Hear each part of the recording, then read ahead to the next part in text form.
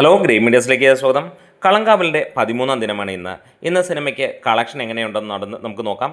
അതിനു മുന്നോടി ഈ channel subscribe ചെയ്യുന്ന കാര്യം പരിഗണിക്കണമെന്ന് അഭ്യർത്ഥിക്കുകയാണ്. ഇന്ന് ഇതുവരെ 26,000-ഓളം ടിക്കറ്റുകൾ വിറ്റുപോയി, അല്ലെങ്കിൽ ഓഡിയൻസ് സിനിമ കണ്ടു എന്നുള്ളതാണ് ട്രാക്കേഴ്സ് പുറത്തുവിടുന്ന കണക്കുകൾ. 1,060-ഓളം ഷോകളിൽ നിന്നാണ് ഇത്രയും പേർ ടിക്കറ്റ് എടുത്തിരിക്കുന്നത്. ഇന്ന് ഇതുവരെ ലഭിച്ചിരിക്കുന്നത് 43 ലക്ഷം രൂപ മാത്രമാണ്. ഇന്നലെ ഫൈനലായി വന്നത് 53 ലക്ഷം രൂപയോളമാണെങ്കിൽ 10 ലക്ഷം രൂപയുടെ ഡിഫറൻസാണ് ഇപ്പോൾ ഒരു സിനിമയ്ക്കുള്ളത്. ഒരുപക്ഷെ ഫൈനൽ കളക്ഷൻ അല്ലെങ്കിൽ 2 മണിക്കൂർ കൂടെ കഴിയുമ്പോൾ നമുക്ക് ഒരുപക്ഷെ 45 ലക്ഷം രൂപയിലേക്ക് എത്തുമെന്നുള്ള പ്രതീക്ഷ തന്നെയാണ്. ഇവിടെ ഒരു കാര്യം ഉറപ്പിക്കാം, ഇന്ന് സിനിമയ്ക്ക് കളക്ഷൻ കുറയുന്ന ഒരു കാഴ്ച തന്നെയാണ് കാണാൻ കഴിയുന്നത്. ഇന്ന് 65 ലക്ഷം രൂപയോളമായിരിക്കാം സിനിമയ്ക്ക് കേരള ബോക്സ് ഓഫീസിൽ നിന്ന് നേടാൻ കഴിയുന്നത്. ഇന്നത്തോടെ സിനിമ 35 കോടി ക്ലബിലേക്ക് കേരള ബോക്സ് ഓഫീസിൽ കയറുകയാണ്. വേൾഡ് വൈഡായിട്ട് സിനിമ മികച്ച രീതിയിൽ തന്നെ നിൽക്കുകയാണ്.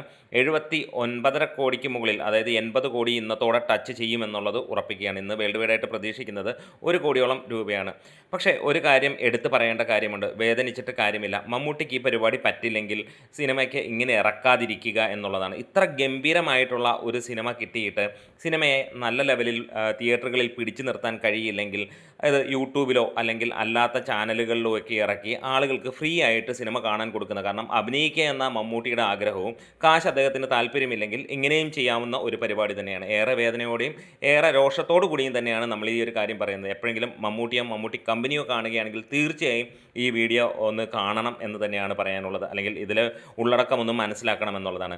ഇവിടെ 2 ടൈപ്പിൽ സിനിമകൾ ഇറക്കുന്നുണ്ട്. ഒന്നിനും കൊള്ളില്ലാത്ത സിനിമകൾ ഇറങ്ങി 250-300 കോടിയും മുതൽ മുടക്കെന്ന് പറഞ്ഞ ആളുകളെ പറ്റിച്ച് അവിടെ 250 കോടി കിട്ടിയിട്ട് വലിയ വിജയമെന്ന് പറയുന്ന സിനിമകളും, ഇനിയും 10-20 കോടി മുടക്കിയിട്ട് 100 കോടി അടിക്കുന്ന സിനിമകളുമൊക്കെ ഉള്ള സ്ഥലമാണ്. ചിലപ്പോൾ 250 അല്ലെങ്കിൽ 100-150 കോടി മുടക്കിയിട്ട്, മലയാളത്തിലുള്ള കാര്യമാണ് പറയുന്നത്, പൊട്ടിപ്പോകുന്ന സിനിമകളുമുണ്ട്. പക്ഷേ മമ്മൂട്ടിയെ സംബന്ധിച്ചിടത്തോളം നല്ല സിനിമകൾ അദ്ദേഹം കഴിഞ്ഞ ഏകദേശം 10-15 സിനിമകളായി ചെയ്യുന്നു. പക്ഷേ അദ്ദേഹത്തിനെ സംബന്ധിച്ചിടത്തോളം നല്ല സിനിമകൾ ഉണ്ടായിട്ടും ഒന്ന് വിജയിപ്പിച്ച് 100 കോടിക്ക് മുകളിൽ എത്തിക്കാൻ കഴിയുന്നില്ല. മാർക്കറ്റിങ്ങിലെ പരാജയം, അല്ലെങ്കിൽ കൃത്യസമയത്ത് ഇറക്കാത്ത, അങ്ങനെ ഒരുപാട് കാര്യങ്ങളുണ്ട്. ഈ ഒരു സിനിമ തന്നെ ഒരാഴ്ച മുന്നേ ഇറങ്ങിയിരുന്നുവെങ്കിൽ ഒന്ന് ആലോചിക്കാവുന്നതാണ്. പിന്നെ ഇത്ര ശക്തമായിട്ടുള്ള ഒരു സിനിമ മമ്മൂട്ടിയുടെ കരിയറിൽ പോലും ഇല്ല എന്നുള്ളത് നമുക്ക് എല്ലാവർക്കും അറിയാം. മമ്മൂട്ടിയുടെ മാത്രമല്ല, മലയാള സിനിമയുടെ കരിയറിൽ ഇല്ലെന്നറിയാം. എന്നിട്ട് പോലും ആ ഒരു സിനിമയെ അതിന് വേണ്ട അർഹിക്കപ്പെടുന്ന രീതിയിലേക്ക് എത്തിക്കാൻ മമ്മൂട്ടി കമ്പനിക്ക് കഴിഞ്ഞില്ല. അൻപേ പരാജയം എന്ന് തന്നെ നമുക്കത് പറയാൻ കഴിയുന്നു. ഇവിടെ ഓരോരുത്തർ ഇങ്ങനെയുള്ള ഒരു സിനിമ കിട്ടുകയാണെങ്കിൽ 300-400 കോടിയിൽ എത്തിക്കുമെന്നുള്ളത് നമുക്ക് കൃത്യമായിട്ട് അറിയാവുന്ന, ഒന്നിനും കൊള്ളില്ലാത്ത പൊട്ടപ്പടം എടുത്ത് വെച്ചിട്ട് പോലും 80 കോടിയും കടന്ന് 90 കോടിക്ക് അടുത്ത് നേടിയിട്ടുണ്ട് പല സിനിമകളും ഇവിടെ സമീപകാലത്ത് തന്നെ. എന്നിട്ട് പോലും അവരുടെ അത്രയും പോലും ക്വാളിറ്റിയിൽ ഒരു സിനിമ പിടിച്ചു നിർത്താൻ മമ്മൂട്ടി കമ്പനിക്ക് കഴിയുന്നില്ല. പിന്നെ മമ്മൂട്ടി ഫാൻസിനെ കുറിച്ച് പറയുകയാണെങ്കിൽ ഒന്നും പറഞ്ഞിട്ട് കാര്യമില്ല, നിങ്ങൾ തിയേറ്ററിൽ പോവില്ല. ഇപ്പോൾ ആ വികലമായ ചോദ്യവുമായി വരരുത്. നിങ്ങൾക്കറിയാമോ മമ്മൂട്ടി ഫാൻസ് തിയേറ്ററിൽ പോകുന്നില്ല എന്നുള്ളത്? മമ്മൂട്ടി ഫാൻസ് തിയേറ്ററിൽ പോകുന്നില്ല എന്നുള്ളതിൻ്റെ തെളിവ് തന്നെയാണ് ഇത്ര ഗംഭീര സിനിമയായിട്ടും ഇപ്പോൾ ഈ സിനിമയ്ക്ക് ആൾ കയറാത്തത് എന്നുള്ളത് തന്നെയാണ്.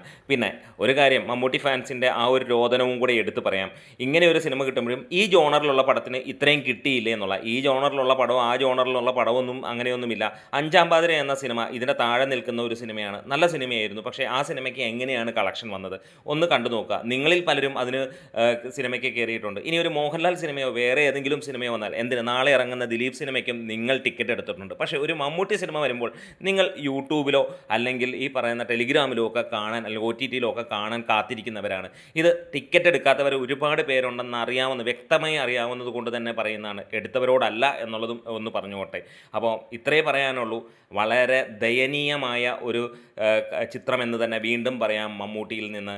അതായത് നന്നായി പെർഫോം ചെയ്ത് നല്ല ക്വാളിറ്റി സിനിമ കൊണ്ടുവന്നിട്ട് മുന്നോട്ട് കൊണ്ടുപോകാൻ കഴിയില്ല എന്നുള്ള കഴിവുകേടിൻ്റെ സിനിമ.